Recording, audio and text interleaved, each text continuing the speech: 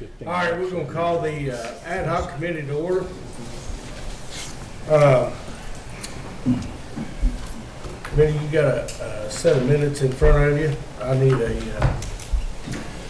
motion to approve those from last meeting. Motion. Second. All in favor? Aye. Motion passed. Public comments. We have a sign-up sheet at the podium, and we ask if you would like to speak, please put your name on that sheet.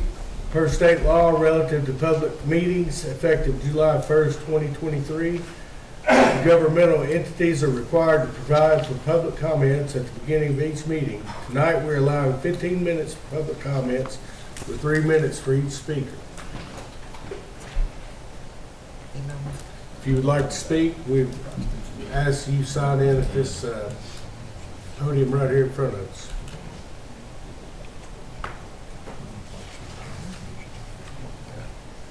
No public comments? I think you got some. We got anybody signed in? There you go. There's the man right here. There is the man. Thank you. All right. At this time, we'd like to call Mr. Jeff Luttrell, Wilson County Director of Schools.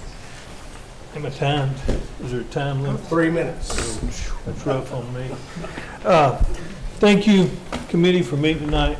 Since I do just have 3 minutes. If you watched the Education Committee, I focused mostly on the House amendment or the amendment that had come out of the Senate. For that Senate bill that rewrote it. Tonight I'll speak just on an amendment that failed yesterday, March 11th, that amends the House version, which rewrites the bill. Please note, the first language I seen of this bill, that this would go to study for a year, and I'd be in fully support of that happening, but the amendments have rewritten the bill. It is the scholarship program, voucher, whatever you want to call it. I want to make some notes, just so my purpose tonight is to let you know that when the local dollar gets stretched, I want to be able to say that I told you, that I gave you the information. Just some language. This is not emotional. This is language that comes straight from the review committee, the physical memorandum of this. I'm just going to read their language because it's pretty good language. It says, if a student leaves the LEA, then the LEA would not receive TSA funding attached to the students, which would decrease the local revenue for the impacted LEA. On down through that bill, you can see I've got plenty highlighted, but quote from them, from the committee, the revenue committee, a loss in TSA funding would not necessarily be offset by avoiding the cost of educating the student. Any offset or decreases in local expenditures would depend upon whether certain cost savings could be realized through staff reductions or service and resource reductions. The way I read as the director of schools, if I lose students and I lose funding, they're expecting me to offset that by reducing programs. That's where I would have to start. And that would get into many of our programs that we're so proud of that you have funded because of what you're doing with your local dollar. Next statement, however, it is assumed that LEAs will maintain spending levels despite a decrease in student enrollment. The only way to do that would be for me to come to the funding body and say, I need more revenue. Then that would be up to the funding body, and you know how that is. Are you going to give me more sales tax? I doubt it. You've got other projects, roads and those kind of things. Or are you going to raise taxes on our local citizens? But they assume that we will do that. That's just some of the highlights that I see wrong with this bill. We'll not even get into it. I don't have time. I'll be glad to answer any questions if you need to contact me. Each of these bills, first thing it says in this memorandum, increased state expenditures, $397 million the first year, exceeds $424 million year 3, and they state in their language, we've not looked past year 3. Increased local revenues net impact, they're putting $244 million in. But year 3, it's $195 million. And it just goes on and on. We're going to lose revenue if they state that. And if we lose revenue, if we lose students, It impacts our students, and this system is based on student opportunities. And we provide a lot of things, thanks to what you've done with your local dollar, and I think it needs to be protected. Thank you. Thank you. Frank Del Bosco, teacher, Wilson County Schools. Hello. Thank you for giving me the opportunity to speak today. What I have to say or questions I have to ask are really more for my representatives. I have emailed you and just want to make sure that you have heard the concerns that I have with the voucher program. So my first concern is, as stated by the legislative session, or in the legislative session by Commissioner Reynolds, private schools and charter schools do not have to accept students who receive vouchers, specifically students who have IEPs, 504s, also students who have may be denied admission based on their race, gender, religion, or if they are a part of the LGBTQ plus community. How can you vote for legislation that uses state funds to discriminate against Tennesseans? That's my first concern. Secondly, public schools in Tennessee are held to high academic standards by our state, as they should be. Private schools, charter schools, and homeschool programs that would qualify to accept these state voucher funds are not held to the same assessment standards as public schools. Also, private school educators are not required to hold the same licensing credentials as public school educators. How will the Senate ensure, or the state, excuse me, ensure that students using vouchers will receive a quality education? And how is this inequality fair to district schools, teachers, students, and students in public schools?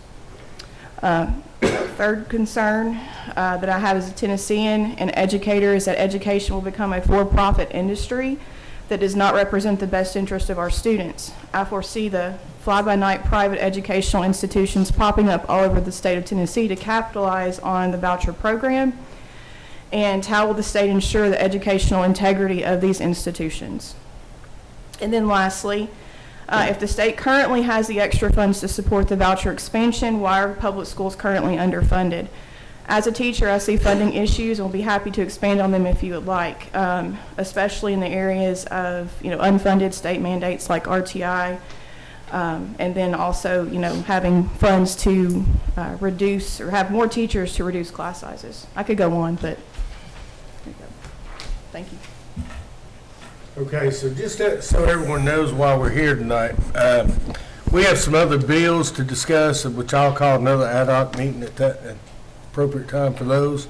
But tonight, we're only discussing school vouchers. We have a couple of our, we got State Representative Clark here, Senator Mark Pody here to talk to us about this. So tonight is only about the vouchers. That's really all we're going to talk about, okay? At this time, I'd like to ask Mark Pody to come up and talk to us about it. I appreciate you guys doing this for us, okay?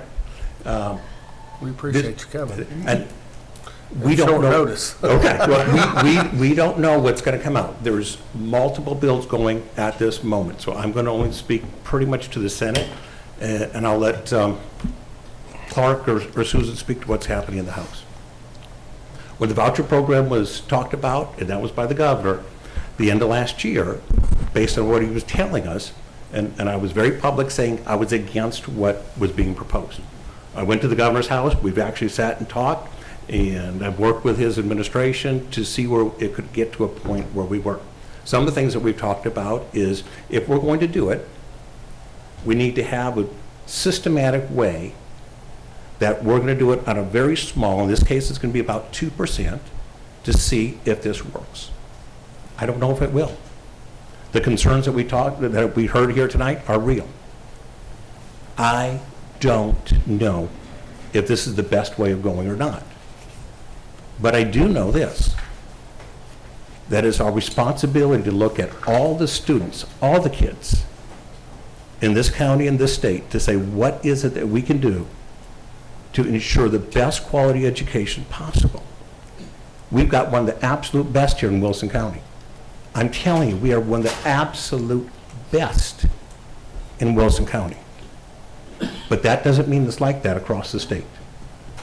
If they were all like Wilson County, it'd be easy just to say no. But that's not true. There's students that are graduating top of their class. With an ACT, the best student is 14. There's students that are graduating across that can't read this state. We've tried to give extra money into some of those systems, and it hasn't worked. We've tried multiple different ways. We've tried different school systems. We've tried many different ways to say, what can we do to make something work? This year alone, we just stopped one. In Hamilton County, it wasn't working. We tried it a couple years, it wasn't working. We defunded it, moved it back. I don't have an answer for what's right. But I can tell you this. God gave parents the responsibility to raise kids. It's going to be the parents' choice to say, what is the best avenue for them to educate those kids? Whether it be homeschooled, whether it be in a private school, whether it be in a public school, that's a parent's choice. I am going to be looking to say, where's the best outcomes, no matter where it is, for every dollar the state puts in, to how are those kids doing? Whether it be homeschool, whether it be private school, whether it be public schools. I have a responsibility to everybody across the state to say what happens. Sure, if there was extra money, we'd say, why not put it all in public school?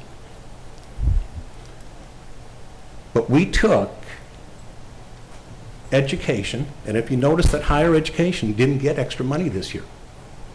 Public schools did, K through 12 did, higher education didn't. So we were able to take some of that money that may have been allocated elsewhere and say, we're going to try it a different way right now.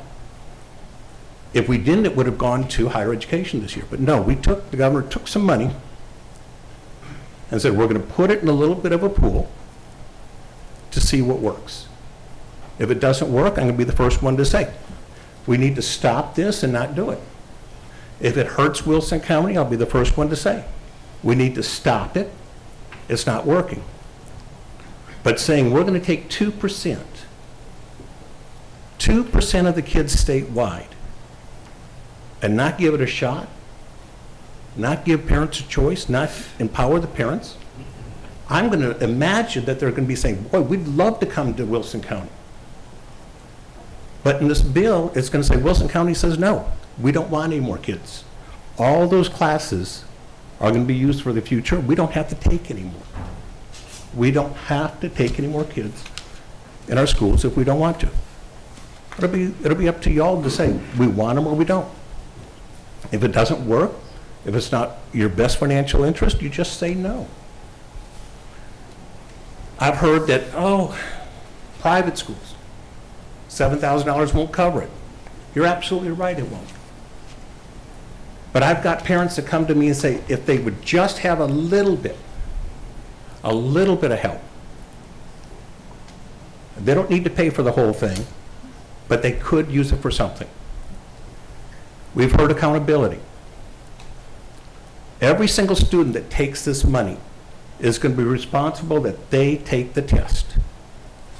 If it goes to a private school and the private school decides to take it, then they're going to be responsible to make sure that student takes that test. If it's a homeschool co-op and they take the money, that student in that homeschool co-op will have to take the test. We need to know what's working and what's not. I wish I could say it's not going to go to some schools. I don't agree with some of the schools that are out there. But I can't have that. It's either open or it's not. I'm going to tell you, I think we got one of the best superintendents right here, and he and I have talked numerous times. And I got to tell you, some of the points he has are absolutely right. He showed me one, he went on the internet and he said, Mark, look at this. Tore me up. I didn't like it. I didn't like the curriculum. I didn't like the school. I wish there was a way I could have shut the school down. But I couldn't. I've got to say, it's going to be up to a parent, and I'm going to empower the parents the best I can to say, take this responsibility, choose the best educational path for your child, and hang with it and do it. But if this doesn't work with 2%, we need to cut it and not expand it. But I'm also going to tell you this. If this 2% excels, if it does better, and we have better outcomes, I'm going to be saying we should expand it. I'm going to be saying if it works and those kids are doing better, I want to know it, and I want to do what's best for our kids in the future. But I'm here to answer any questions you all might have as well. Or I can let the representatives kind of share a little bit about the House bill. I do have a question for you, Mr. Pody. This 2% you speak of, is that any 2%? We're going to take anybody that wants to go to these private schools? All right, so there's 20,000, and 10,000 of those are going to be for those that are 300% below the poverty, or above the poverty line. So the first 10,000 are going to go there. The other 10,000 will be kind of a first come, first serve. But unlike the public schools, like if a child comes to us, we have to take them. Yes, that's correct. So if we're going to a public school with this voucher, we can pick and choose. Is that correct?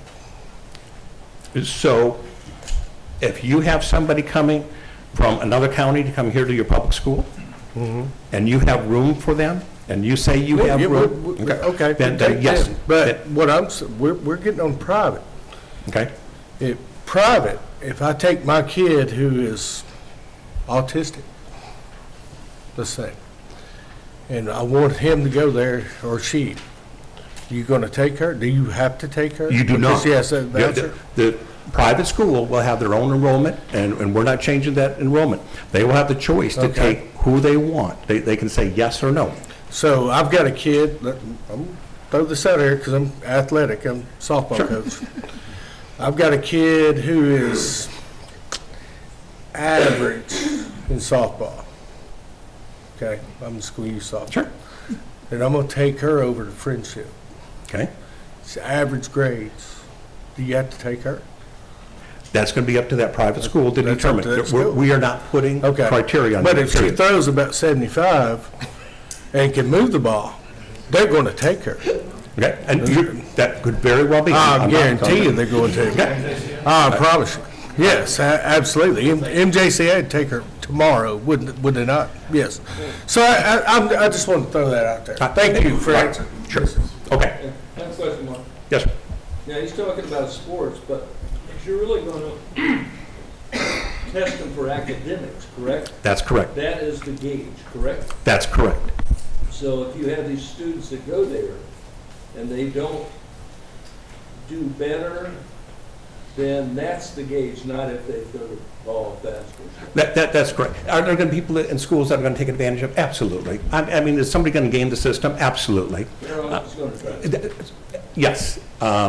So I agree. This is not a perfect bill. Absolutely agree. But overall, am I trying to help our students across this state? Yes. If everything was like in Wilson County, I'd be voting no on this bill. But we're not. We are not. Yes, sir. We hadn't talked much, I don't see it listed anywhere about homeschool or any of our homeschool co-ops. Are they included in this bill? Yes, so if it's a homeschool co-op, it would be included, so that homeschool co-op, if that student took the money, they would be responsible for that test. What about just the homeschoolers? No. You got a No. homeschooler? If you're not in a co-op of some sort, you are not going to be eligible.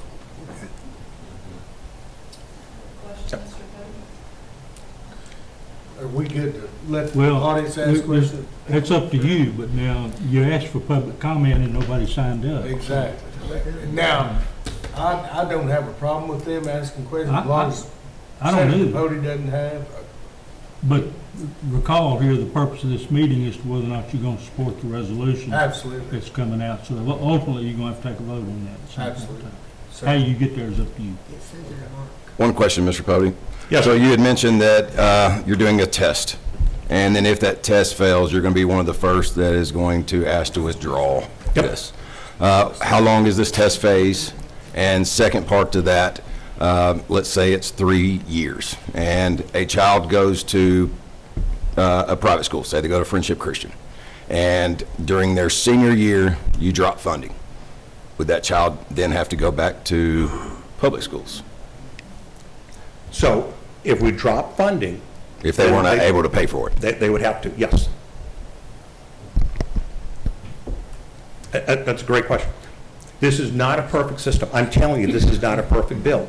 No matter which one we look at, the House or the Senate, it's not perfect. We could debate, we could work on this for years and still not have a perfect system.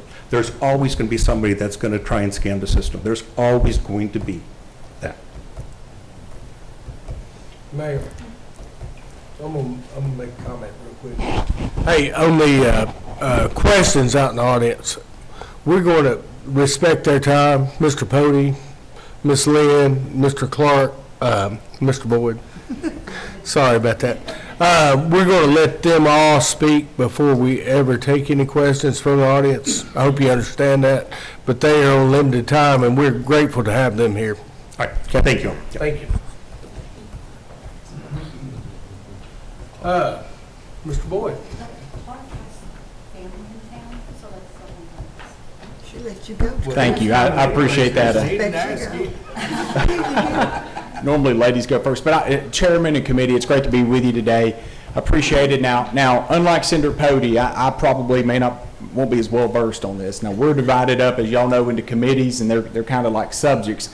And I was talking to Chairman or Chair Lady Jamie Farrow yesterday morning, and she was telling me a lot about the bill, and I learned a lot from talking to her. But I told her, I said, Jamie, I am absolutely.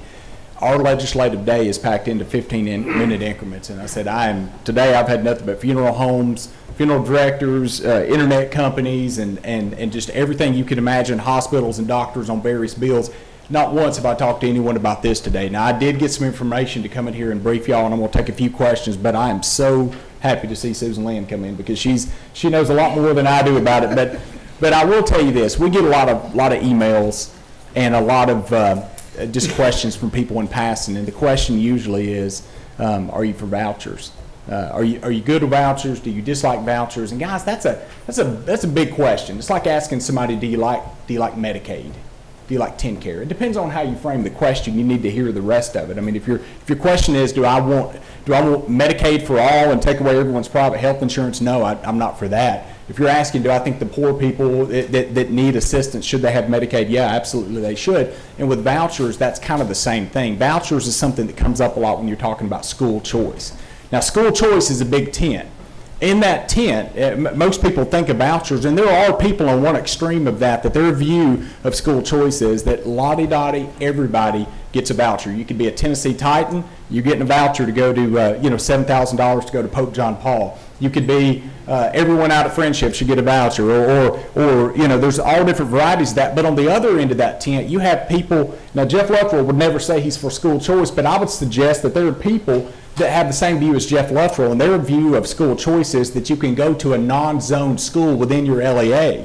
And then in between there, you have everything like charter schools, you have education savings accounts, you have a lot of different varieties. And so where I fall on this issue is that kind of similar to Senator Pody, when the governor first proposed his bill this year that was pretty much universal vouchers, I said that's not something that I'm comfortable with. And I could explain to y'all, I don't think I have to give y'all an explanation on it, but that could be terribly expensive. If there's 100,000 students in this state that are already in private schools, we've never paid for their education. They're not asking for it, nor do they need it. If we all of a sudden decided we were going to budget for that, that would be about $700 million of new money coming in. Not only that, it would create inflation in the private school market, and if a kid finally did get the opportunity to go there, their 7 wouldn't mean nothing. They probably need 14 to accomplish the same thing. So I've always said that was a bad idea. And in fact, it actually got me kind of sideways with some of the voucher people because in their opinion, when I said I was for school choice, they thought that was a blank check to go wherever they wanted with it.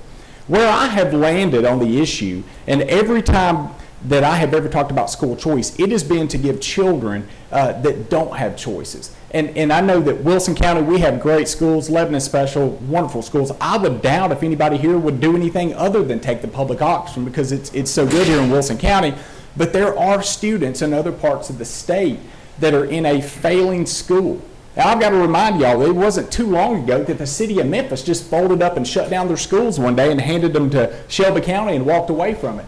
Those are the type of schools that sometimes fail students. And there are parents that will come to the legislature and cry in our offices and say, my kid can't learn. He's trying to be recruited into gangs. His teacher doesn't care. He wants a different choice. And a $7,000 voucher to that child who may be able to go to a private school that actually does cost $7,000 in Memphis, that means the world to him.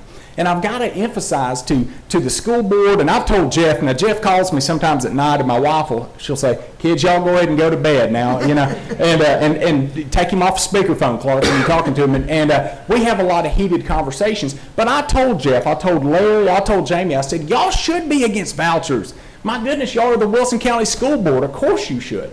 But I said, you got to understand, we represent everybody. I represent Wilson County school students and parents, Lebanon Special. I represent kids that go to Mount Juliet Christian, Friendship Christian. I represent homeschoolers. I represent people that can't have children. I represent people that have moved here from Illinois and their kids live in another state and they could care less. We have to take everyone into consideration when we do this. I'm not on a school board.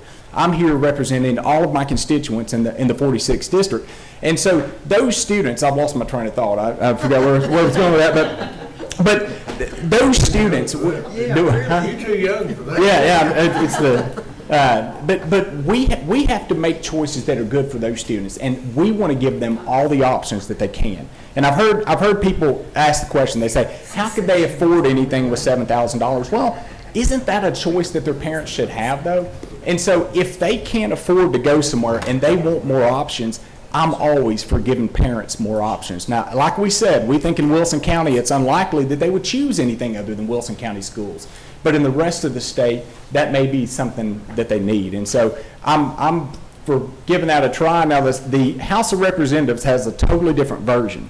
And I heard a story one time, I think Bill Dunn, who used to be a legislator with us, he told this. He said, I don't think it really happened. I think it's one of those stories that can almost start as, two people walked into a bar. But he says, there's a lady down there that had a sign that said, no vouchers ever.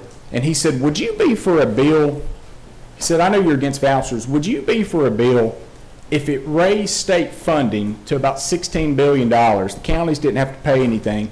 We put all the teachers on state health insurance. We started the pay at $70,000 a year.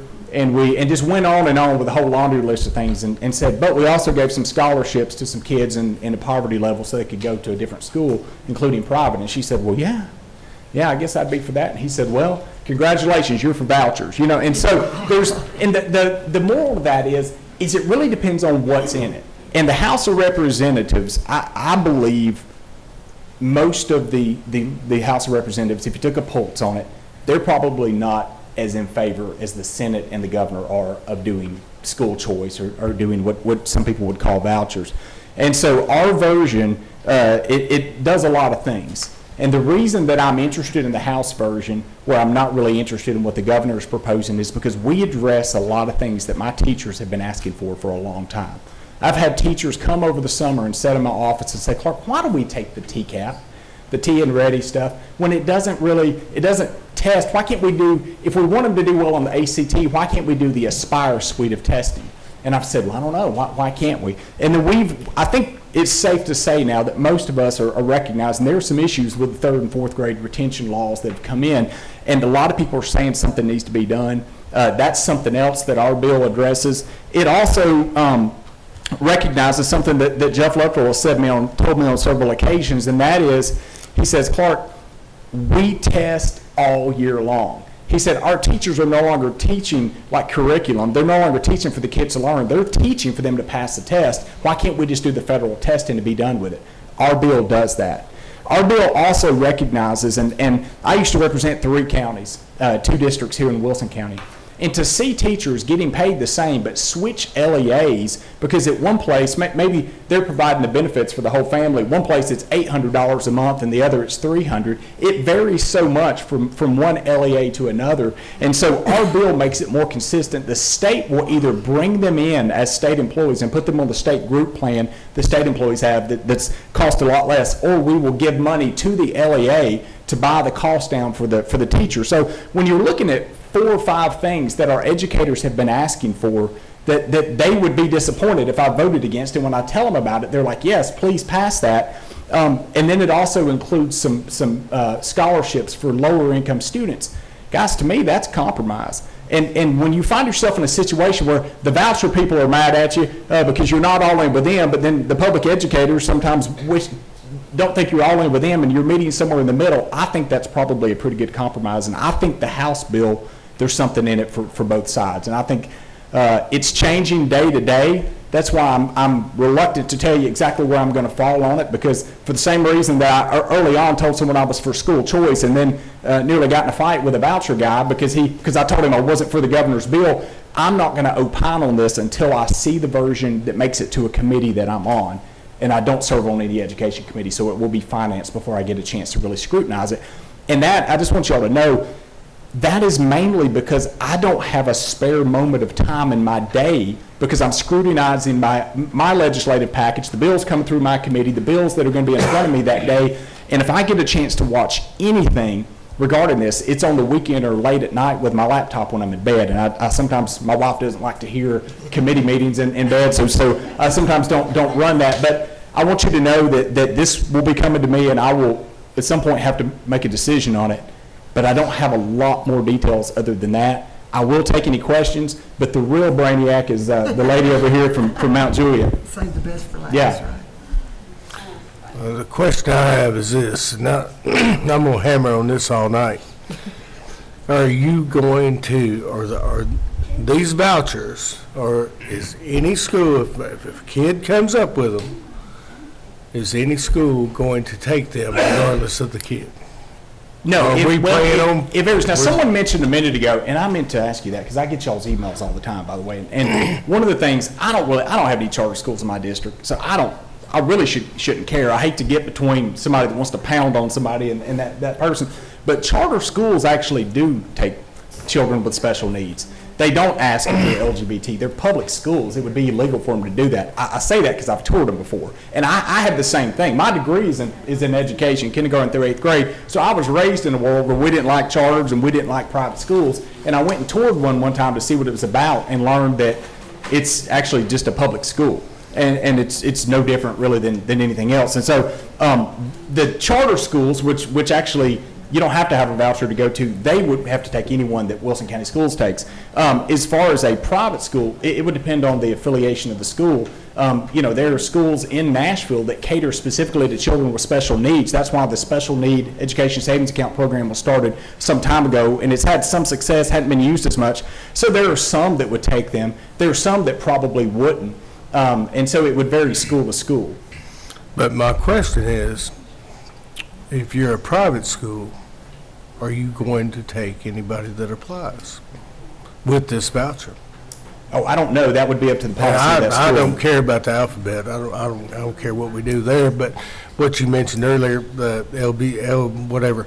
But are you going to take them, regardless of? It's up to that board's policy. Yeah. We're not on a level playing field, is what you're saying. No, and I'll go on record. If anybody thinks that I'm somehow implying that private schools will no, they're not. And it's interesting you pointed that out because my wife is a teacher at Friendship, and she actually told me, she said, Clark, she said, a lot of people like the idea of this, but I think you have a lot of people that are really disappointed because they think they're going to get a voucher and come to Friendship. And she said, we only have capacity for about 25 more students, and we're full. I don't know that that's accurate, but she said it's just not a lot of room in schools. So I don't even know where they would go, but and I just want to throw that out there because I don't know where capacity is now. Let's throw this out. So let's say you got 25, you got room for 25 students. They score a 14 on their ACT. You gonna take them? I don't know the policy. I do know the answer. They're not gonna take them. Yeah, but so we're not on.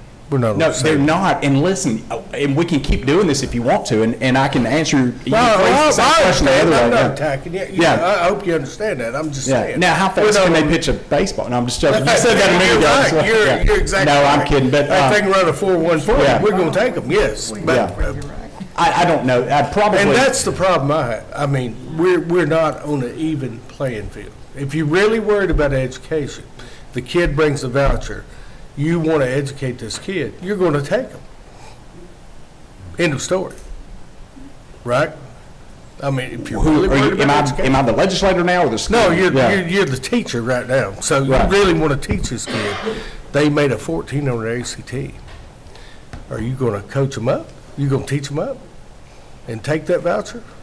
Or are you going to leave them in public school because we only got 25 spots? Well, I don't So- know. What GPA does this student have and what grade are they in? We don't I mean, know. if you're very stuck on that We know ACT the thing. student Yeah. is struggling because Yeah. they are economically behind, right? So we're going to pull them over here. They want to be educated, right? Mm-hmm. They want to be. Their parents want them to be. They want them to get out of the gang system, all that stuff you talked about a while ago. So we're going to pull them over here. We're going to take that voucher. Hey, we're going to take a chance on this kid. I don't, they might, you know, they, That's the question. I don't know. I mean, That's what I'm asking. Well, that's Yeah. not up to us. that's, I don't know how That you- is up to school, but I'm just saying, it's not up to us in public education. We have to take that kid. Right. See what Yeah. I'm saying? And again, I'm not Yeah, badgering you. I'm and I just want y'all to telling you know, what this I is think. not a them versus us. This is give the parents the I- choice. I And I'm agree. not here to sell you on the This deal. is a, Because I'm not to me, sold on it it's a yet. thing Yeah. about educate them all, Yeah. regardless.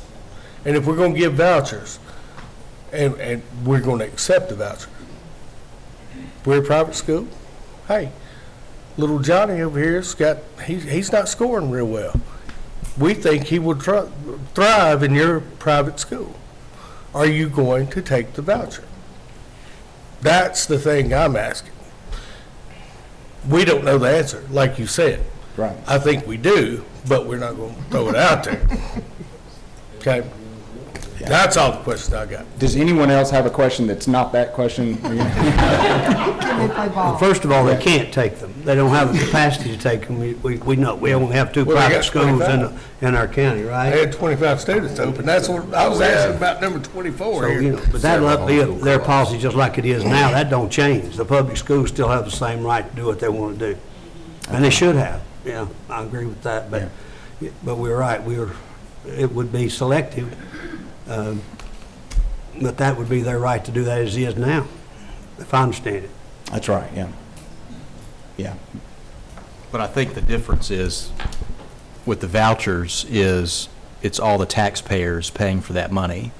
And so us as Wilson County taxpayers, but then private schools being able to choose who attends their school, where with Wilson County schools, we're going to take every child regardless, and we're going to do our best to educate them as best as we can. And I do want to add something, I've thought of this before over the years, and this is there's been two different occasions. There was the special needs voucher program that was created before I came in the General Assembly, and everybody was afraid that it would be the demise of public schools. And then a few years ago, we had the program that allowed students in failing schools below a certain income level to get a education savings account in the larger school systems. And again, everyone thought it was going to be the demise of public schools. And there was a lot of pushback when TISA came out. It was a different funding model than what we had done before. And everyone said that's essentially a voucher, and it's going to be the end of, and listen, it wasn't the end of public schools. I mean, the funding went up.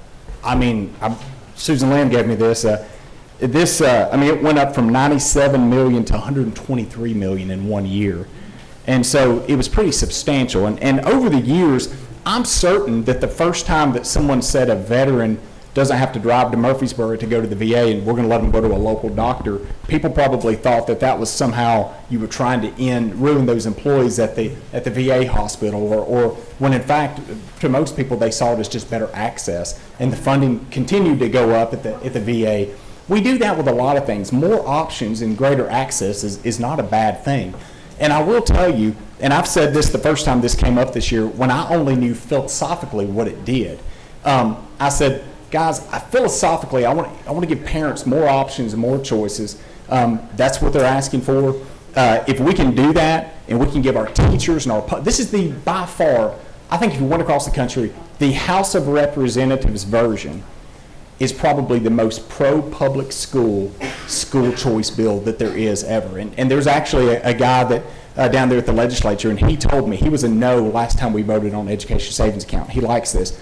And he said, because usually when a voucher program comes somewhere, they're trying to shove it down people's throats, and you're not getting anything that you're asking for. And he said this is giving our public educators about 5 or 6 things that they've been asking for in tandem, and reducing the voucher to a income cabinet instead of it going to everyone. So I think this is what they call a win-win thing, win-win bill, and it's not made it to a committee that I'm on yet. And it may change drastically tomorrow. Almost every day it gets amended and looks a little bit differently. So I can't tell you yet exactly where I'm going to fall on it. But conceptually, philosophically, I like the idea of giving our parents and students more choice. And I know Representative Lynn is wanting to talk to y'all. So if y'all have nothing else for me, we'll let this lady come talk to you. And I'll hang around a little bit in case y'all have some group questions. But I do have family in town. They brought the kids back from spring break, and I need to go see them. Yeah. Chairman, while she comes up, I do have a thought. You know, it's not a question, it's just my thought to him. If private schools are only accepting who they want to accept, and they want to accept the kids with the high ACT scores, right? What do you think the outcome's going to be for that private school? They're going to do a lot better, just like in sports. Absolutely. And then at some point, are we going to see private schools getting rid of the kiddos that don't make good grades to make capacity for folks who do make good grades and play good sports? And have the voucher. Yeah. Absolutely. I've got another thought before we hear from Ms. Lynn. One thing, I think there are a lot of positives to this bill. I like the fact of parents having the option to send their child. I like the fact that teachers could possibly go on state benefits. I definitely like the fact that they want to cut down on some of the testing. There's one thing that we haven't discussed yet that I think is going to be very probable, all right? Unfortunately, in the last 3 years, this country has learned to deal with massive inflation, not only in the country, but in the state, and it's hit us here in the county. Once kids and parents start lining up for these private schools and co-ops, my sister runs a co-op here in town, the state can't stop them from going up on their tuition. Right. So these vouchers may be null and void once these private schools and co-ops go up in there, and they're going to. We can't tell them what they have to charge, and they're going to go up. Mm-hmm. And Jeremy, with this House bill, I like a lot of the stuff that helps our teachers. Mm-hmm. And to me, I'm thinking if our legislature sees the benefit in helping our teachers, why do we have to attach that to vouchers? There's a lot of things in this bill that probably should be separated out. I agree. Yeah. I agree. I would like to take some of these things and make them their own bill. So that's a great question. And in fact, Jamie asked me yesterday, she asked me that very question. She said, are y'all trying to buy us off? And I said, no, I think we're trying to buy the governor off, because they're not going to go through any of this stuff. I mean, none of these things are going to happen by themselves that I'm aware of. There's an appetite in the House, and Senator Pody, there you are. We've had some meetings over some of these things, specifically with Lebanon Special. But I just don't think it'll go anywhere, and the governor will never go for it. But if he has to give these in order to do this, it may be our chance to get some good stuff in it. So that's since you couldn't get enough, Representative Boyd, I do have a question for you. Yes, sir. Why does the state require 27 tests, and federal government requires 15? Well, we're hoping to change that in the bill. That's one of the things we're doing, is dropping it to the federal standard. Yeah. I just wanted. I didn't know that was a thing, and Mr. Luttrell pointed that out to me this year, and I went back and asked, and I don't think that my liaison to the Department of Ed wasn't aware of that, or he downplayed it, but we shed some light on it, and I'm not too sure that it wasn't that conversation that prompted them to really dig into that. Honestly, I mean, being in public education myself, we test these kids to death. We do, and this would give 300 more hours of like curriculum time if Let me we ask can you get rid of this. that. You run your own business, correct? Yes, sir. You're an insurance agent, run a branch. Yes, sir. Would you rather have the student that busts his tail or her tail every day in the classroom, making that 4.0, 3.8, whatever, than somebody that tests well and gets lucky on the ACT? I've always wondered that as a business owner. Yeah, so it's funny you say this, because my wife and I are the complete opposite. She, terrible test taker, but cum laude, had the thing that you wear when you graduate. And I was the opposite. I'm your terrible student, but I can take a test that I don't know anything about and do well, and I ended up. Do I? That's why you're the boss. Yeah, and so I would rather have a good student, and I'm married to one, Absolutely. and I'll end on that one, yeah. Thank you. Thank you. Funny, that's funny. All right, before I come up, I have to know, did Mark Pody give you one of his hellos? No, we didn't get the big hello.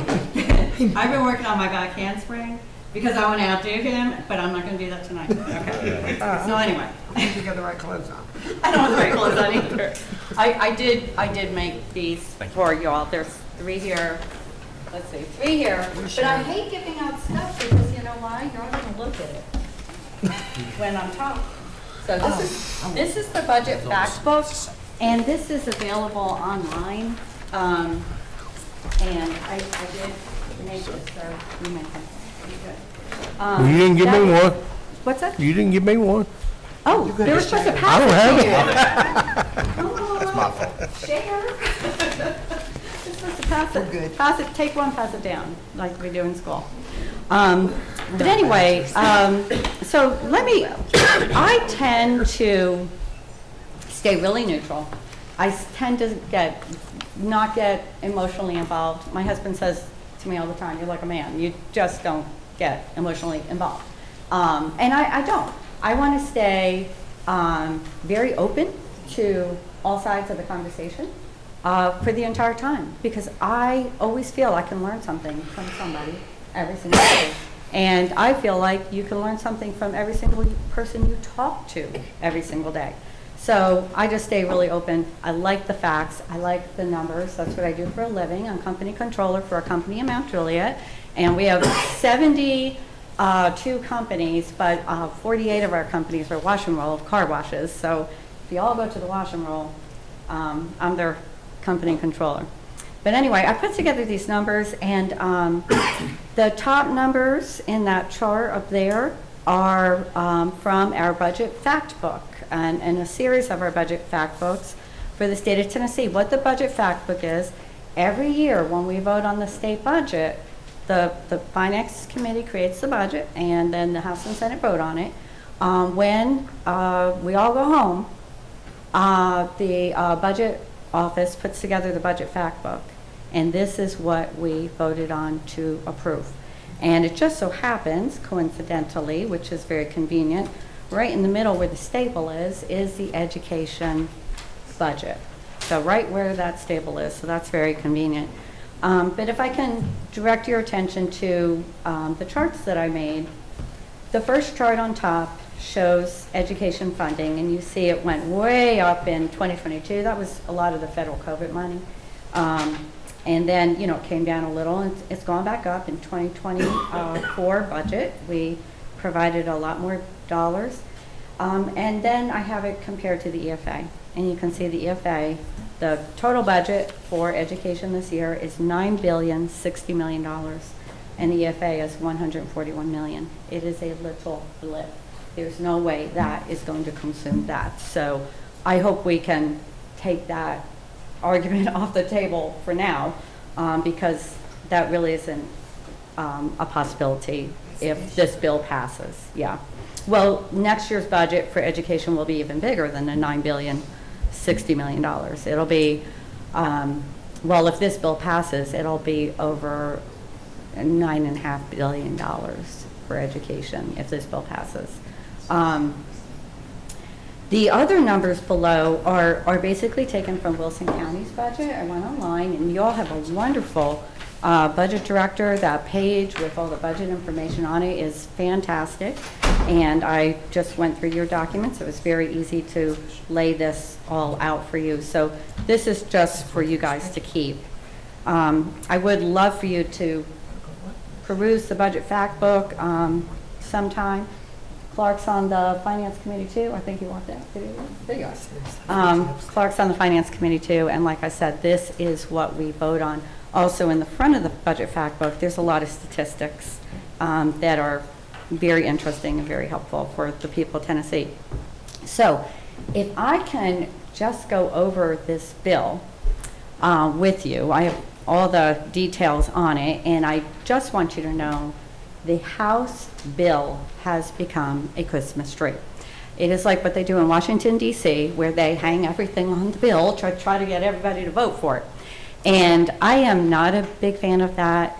Also, you know, I'm really proud of the state of Tennessee's fiscal position. We have the best bond rating you can have.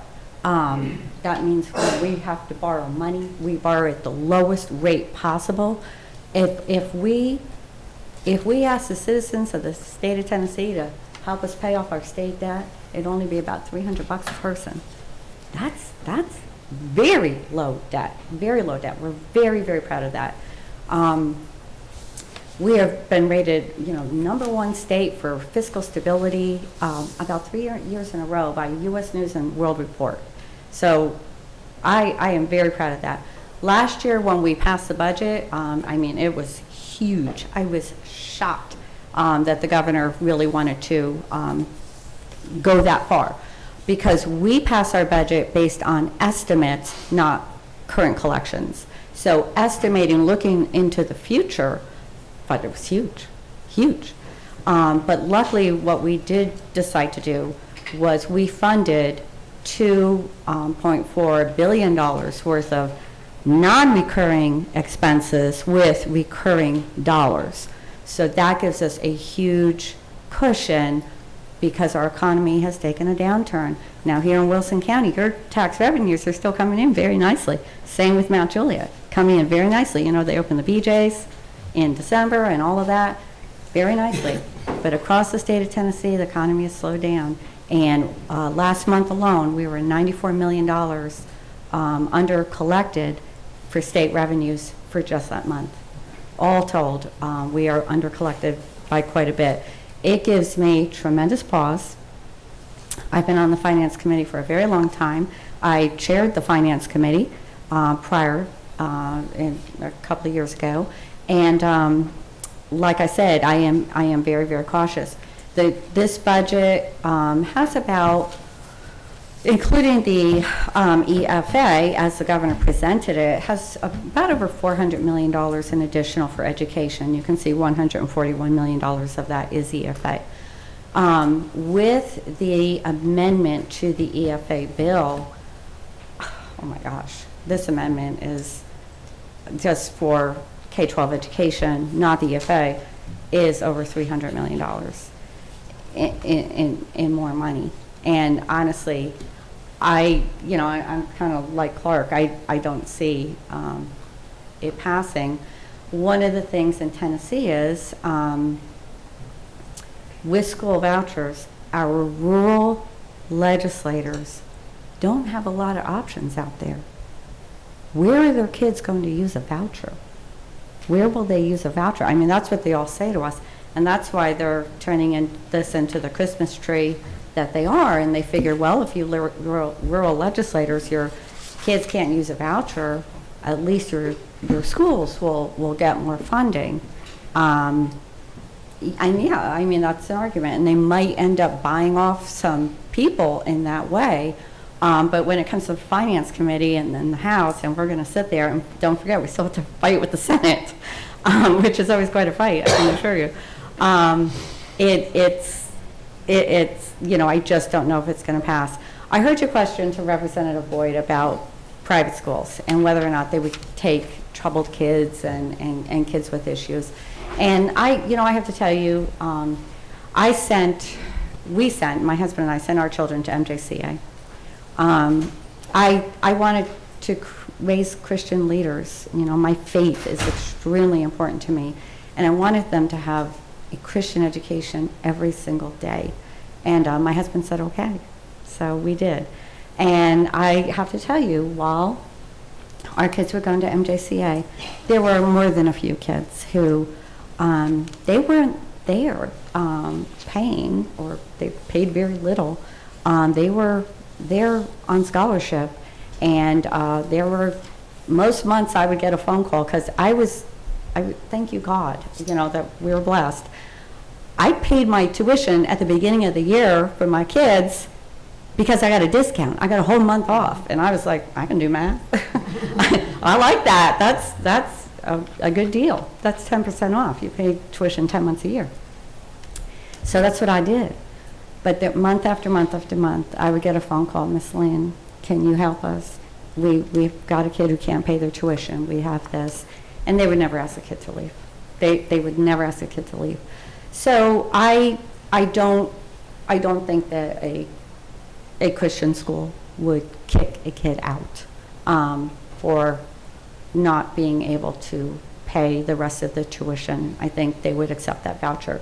So I don't know if that settles the question for you about whether or not a voucher would be accepted by these schools or whatever.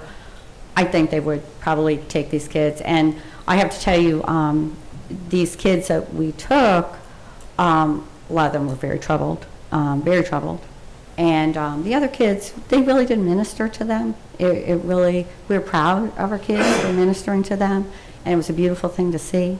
And I know that one kid in particular who, there's a bunch of them, I still know who they are, but one kid in particular did grow up, and today he is a teacher in a public school. And so that's something to be very, very proud of. But anyway, let me tell you a little bit about the bill. I did watch, I'm not on the Education Committee. I'm not. I'm on the Finance Committee and the Commerce Committee and a few subcommittees and all that. And like Clark said, we are so busy. People come see us. 2 groups came to see me last week. One, a charter school group, a group of parents. And they're always there saying, please don't take away our charter schools. And why do they come see us? We don't have any charter schools in our counties because they know the legislators in their county won't support charter schools. So they come see us with their kids, and they just ask us, please, support our schools. Another group of kids came to see me last week, and they were from Wilson County.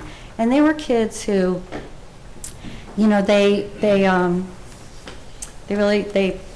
didn't, I don't think they struggled academically in the school system. It was more socially. And so they go now to the Edison School in Madison, and they love their school. It's a very small school. The senior told me she is the valedictorian of her senior class, and she's also the worst scoring student of her senior class because there's only one. She's the senior. That's it, one student. But they love their school, and they feel like they're getting a good education.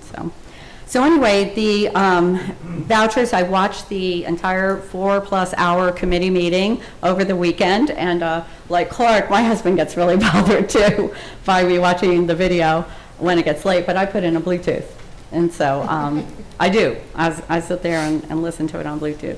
So anyway, under the proposed legislation, the voucher itself will be awarded according to the following priority schedule. Students who are eligible for an education savings account under the current law, so we have education savings accounts, and those are for very low-income students, and so they will be eligible first, and there is a hierarchy. So if all those students took all the vouchers, that would be the end of it. That would be it. Students in a household at 400% of the federal poverty level, that is $120,000 annually for a family of 4. Students in a household at 500% or below of the federal poverty level, which would be $150,000 annually for a family of 4. And then, if there's anything left, students in a household above 500% of the federal poverty level. They are only available to U.S. citizens. They were asked, why would you not be sued about that? Because this program is outside of education. That's the way the governor's office feels. It's outside of education. They don't feel they'd be sued. It would be available for students not enrolled in homeschool or in a homeschool umbrella program. So this excludes homeschool. It excludes those homeschool schools. With the exception of a Category 1 school, it would only be available in non-public schools that have been accredited and operational in Tennessee for 3 years. So if you're a Category 1 school, you can get it right away. Otherwise, you have to be accredited and operational for 3 years. So in other words, we can't have a pop-up school. That's one thing that's happened in other states, and they've been, they've not worked out so well. They would not be available to members of the General Assembly or members of the governor's cabinet. be annually reported by the Department of Education for accountability and utilization via a third-party vendor for students using the scholarship. So that's about it, and there was not a lot of conversation in the committee about the details of that, because you can, I'm sure you already have 5 or 10 questions, and I was very disappointed that the committee did not have a lot of discussion on that, and I'm sure other committees will. Now, the TISA provisions, here is under the proposed legislation, this is the Christmas tree stuff. Under the proposed legislation, the Tennessee Investment in Student Achievement, TISA, funding formula would be revised as follows. It would increase the weight for a student in a small district from 5%, $350 to 8%, $560. Add a new category for districts with 1,001 to 1,700 students by adding 2% weight for those students. It would increase the weight for students in a sparse district from 5%, $350 to 6%, $420. It would add a $75 per student infrastructure fee that will increase local revenue to districts of approximately $72.9 million in year one.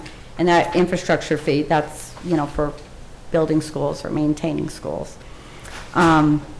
For standardized testing, under the proposed legislation, Tennessee K through 12 standardized tests will be fewer in number and aligned to the federal requirements. That fewer in number, in the committee, they did discuss reducing it to the 15 that the federal government requires. Reduced to add approximately 300 hours of instructional time back into the classroom. That's what they figure. It could add up to 300 hours of instructional time by reducing that testing. Use the ACT testing to meet federal requirements. So instead of, TCAP, we would use ACT. Provide the ACT work keys for technical education seniors beyond the 23-24 school year. Protections for public schools. Under the proposed legislation, public schools will have the following protections. Students transferring into a public school in the second semester will not be counted against that public school scores. Prevent athletic recruiting by aligning with the current TSSAA policies about athletic transfer eligibility. Dissolving the Achievement School District in 2026. So the Achievement School District really hasn't produced fantastic results, and we would dissolve that, and they would have to be absorbed into their own school district, or someone could come along with a charter, and they could take those students into a charter school district. Under district LEA flexibility, under the proposed legislation, Tennessee school districts will be able to allow students in the 4th grade who score below or approaching on their most recent ELA TCAP to retake the written portion of the test. Students who score below or approaching on the retake will be promoted to the next grade, provided the student attends the Learning Loss Bridge Camp the summer after such score and works with a tutor the following school year. They can choose either a traditional 180-day school year or an equivalent hours-based school year for scheduling their school days. They can submit their district improvement plans every 3 years instead of annually. They can adopt a chronic absenteeism intervention plan and receive accountability scores based on that plan. They can count high dosage, low ratio tutoring, or RTI squared interventions and RTI squared requirements to meet state requirements. And one more page. Benefits for teachers. Under this proposed legislation, teachers will receive benefits such as an option for districts to opt in to the state health care plan for an additional 15% state contribution, which is approximately $160 million across the state. So that would mean the state would be paying 60% of a teacher's health insurance instead of 45%. Reduced evaluation frequency for those scoring at or above expectations as follows. 1, scoring significantly above expectations would be equal to or greater than evaluated every 3 years. So that would, if a teacher scores high, they will be evaluated every 3 years. Scoring above expectations equal to or greater than will be evaluated every 2 years. Scoring at expectations will be equal to or greater than evaluated every 1 year. Scoring below expectations or significantly below expectations will be evaluated as based on the current law. We would also extend their teacher licensure recertification from 5 years to every 8 years, and adding significant, this is a comment, adding significant classroom instruction time and moving away from teaching to the test. So that is the House bill. Last night in session, we had the Senate come in because we elected a new Supreme Court member. And just talking with different senators there, I can tell you that the Senate is not in the mood for the House's bill, and the House isn't in the mood for the Senate's bill. So I literally, I mean, anybody who thinks, you know, a piece of legislation at the General Assembly is a done deal, you don't know. You don't know what we face and what goes on. It truly is live action WrestleMania all the time. So it truly is. I am not kidding. Nothing is really a done deal. And everything truly is very, you know, just very organic and very, you never know what someone's going to do. Someone even tells you they're going to vote for your bill when you walk into committee and they vote no. You go, what did you do? You know, what did you do? Well, you know, they changed their mind. So, you know, that's just the way it is. But I think Senator Pody and I would love to take your questions, or I will answer your questions. Thank you all for being here. And everyone Yes, else. thank you very much. Appreciate y'all. Okay, well, that's yeah. Let's go. Well, I'm gonna ask her a question. Another bio question? Oh, and this actually is, You read the bill? actually, this isn't the new amendment that dropped yesterday. It would be, I would say, yeah, okay. Ask a question. We'll do it. This is the one from last Thursday or something. Yeah. So, Y'all have any questions? Where's the state funding coming from and the increase? Well, like I said, our budget is based on budget estimates. And so the way we do it is we have economists at UT who come up with budget estimates for us. And there's a high, there's always a middle, and there's always a low. And when we create our budget, we settle somewhere on one of those numbers. And so literally, if we want more money, we just revise our estimate. But where's it coming from? Our state tax dollars? I Oh, mean, where, dollars. this is a large increase. It is a So large where, increase. who's funding it? Where's it come? I know we're funding Right. it somewhere. It comes but from tell the us where it's coming taxpayers. from. We actually have in here where our tax dollar comes from. It's franchise and excise tax, sales tax, tobacco tax, motor fuel taxes, motor vehicle taxes, insurance, and banking taxes, gross receipts, and privilege taxes. So that's where the money But comes that will from. go up. Well, it's just basically picking a budget estimate, and you could be right or you could be wrong. And that's why the Finance Committee is so careful, because it makes us very nervous that we could be wrong, you know? We could be wrong. I Well, mean, federal last funding year, is- we were wrong, Federal right? funding is very small, so there's a lot of state funding here, so. Yeah. if Yeah. So we it's could going be up that much, looking, gotta come from somewhere. could be looking at property tax. Oh, I don't think so. Oh, okay. No, That's absolutely local, not. yeah. No, We would here. no, absolutely not. Absolutely. I think they would take money out of the rainy day fund before they ever did anything like that. Yeah, do we have a rainy day fund, don't we? Oh, we do have a rainy day fund. It's very well funded. We're putting an extra $200 million in it this year. That's what I thought. Mhm. Hope it don't So rain if much. you're inaccurate on your estimates, Exactly, that's included. right. exactly. like a- And then, you know, there's more cushions than that, too. There's always reversions at the end of the year. So last year, like I said, $2.4 billion of non-recurring expenses funded with recurring money. That's a cushion. Also, there's reversions. The state departments don't always use all the money that we budget for them, so they turn that back in. And, you know, that then becomes money going forward. But as I said, this year, our, you know, budget estimates we're not hitting the mark. Not hitting the mark. It hasn't gotten to the point where the governor has said, okay, we have a hiring freeze, we have a spending freeze. Governor Bredesen had to do that. I don't know if you remember that. And Governor Bredesen also took money from the local governments. I voted no on that, but we took the local state shared revenue, which really hurt. And that has not all been fully restored yet. We're working our way to do that. Working our way. So now, will private school students already enrolled in a private school, will they be recipients of the vouchers as well?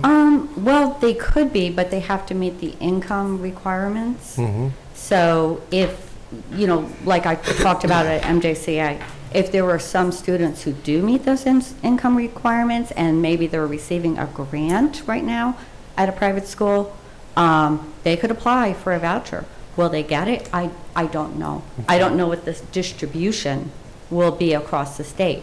Will they concentrate also on areas where maybe the grades are very low, the test scores are very low, as well as, you know, the income thresholds? You know, I don't know. When we developed a few years ago, when we did the first voucher bill, which is in place right now, that was only for Memphis, and then we did let Nashville into it. And that is because their test scores were just so abominable. What in the world are you watching now? I don't even like that music. So you stated your kids are in private school. They did go to, yeah, they went to They're MJC. They they're graduated. grown. Yeah, and you know what? Can I just say this for anybody listening? I am so happy that I sent my children to the school that I did. Both of my kids have grown up to have very challenging things happen in their life. My son serves in the military, and he had 3 guys in his unit commit suicide. Michael was there to minister to those people, and you know, they went on a whole thing with mental health and lots of training, how to identify someone who's going to commit suicide. But he was there to be, you know, a minister to those young folks. My daughter and her family, her husband is severely ill, and he will never get better. And her faith has been amazing, unbelievably amazing, and it is mental illness, and I can't tell you how many people have said to her since he got sick in 2016, why don't you just divorce him? Why don't you just leave him? And that child's response is, you know, when I married him, I promised in sickness and in health, and if the shoe was on the other foot, I know he'd never do that to me. And that truly comes from her faith. And God has blessed her for that and blessing them. Are they rich? No. They are. Mr. Lynn and I support a whole other family. Believe me, we do. But that's okay. You know what? We're making it. We're making it. And the children know they're loved, and they know that they have food on the table, and the lights are on, and they got sunshine outside, and they go out and play. And that's it. And not to make light of your decision to send them to Mount Juliet Christian, Mm-hmm. Mr. Lynn and Miss Lynn could instill those same values within those kids, correct? Oh, yes. And we do in our grandchildren. That- We do in our grandchildren. My kids have all, I had one daughter, she's an attorney up here in Lebanon. She went to Friendship Christian for a year. Mhm. She came back to public school after that year. She was behind academically. Well, She loves God. She loves Jesus. She's got a lot of faith. She got that from home. Right, right. But what she got in private school was behind Yeah. academically. And everybody has a different experience. But I think Yeah. it's what you take out of it. What is. do you want to get out of It is. school, whether it's public, private, charter, whatever? Right. It's what you get out of it. My son, when he took the ACT, he got, out of the gate, he got a 27. I was very proud of him, but I made him take it 3 more times. Absolutely. He thought I was torturing him. He was so mad at me. Our daughter, out of the gate, got a 25. I made her take it 2 more times because that's all I could get out of her. That's all I could get. But, you know, every kid is different. And we know that. We know that. That's what we do. We Exactly educate right. kids. We And know every kid is my different. youngest son, who I'm surprised he knows how to spell his name, is a great worker. Not the smartest in the world. Scored 27 on his ACT at Mount Juliet High School. That's He awesome. must have took after his daddy. But I'm just saying, this kid never went to college. He's just a worker. Everybody comes from all walks of life. That's right. Uh, And for us, it was a personal decision, you know. Absolutely, just yes, felt- and I'm not knocking just that at felt all when I say called. that. I'm just saying, Felt very called you're to do going it. to get out of education what you want to get out. I slept through high school, I'm just going to tell you. I swore when I walked out of high school, I'd never go back to Mount Juliet High School, and here I've been for the last 18 years, I've been going in. And I get there on time. And I get my- Wow. But you understand what I'm saying. I do. I do. I just don't think we need this voucher program. Ms. Lynn, let me ask you. No, I In regard understand to that. I support parental choice, period. I always have. And, but if, I appreciate your standards, your values. If anybody does, I do. So I thank God for that. But does these vouchers also would go to fund something that wouldn't have those values and standards? Say a school who was an atheistic school or LGBT right. school? Right. If somebody wouldn't have that, would it go to fund those schools as well, and would our tax dollars be paying for that? Technically, it could. I don't know that there are any schools like that, but yes, technically it could. And that is another huge point of contention among the legislators downtown. Let me tell you, it is a huge point of contention. So, Thank you. yeah, we have those debates ourselves. Yeah. Question. Any other questions? Call for question. Any old business be brought before us? Any new business? You got your resolution. Yeah, we gotta put the motion on. Well, you don't have to put the motion up. Oh, okay. You gotta make the motion. I will make a motion. We do have a resolution in front of us, and it mirrors the school board, the Board of Education's. And I'm gonna sign up, I wanna be the one to say that, yes, we're in total agreement with my Director of Schools and my Board of Education, because we don't usually get along. We do, but Well, I mean, nobody gets along with you, Diane. This is unanimous, you know? So that's my motion. I'll second. Motion, second. All in favor? Motion to oppose Governor Lee's voucher program. Y'all voting on the resolution? We're voting on a Yes, resolution. 'cause- We've got a motion from Diane, a second from Tyler. All in favor? Aye. Opposed?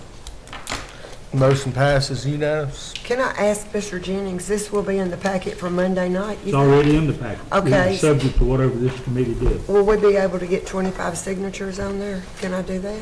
Well, I would like We that. can fix you a place for them to sign. Thank you. now, whether or not you I'll can get take them care of signed. it. Yeah, we'll fix you. Thank you. All right. Any old business come before this committee? We gotta New come back. business?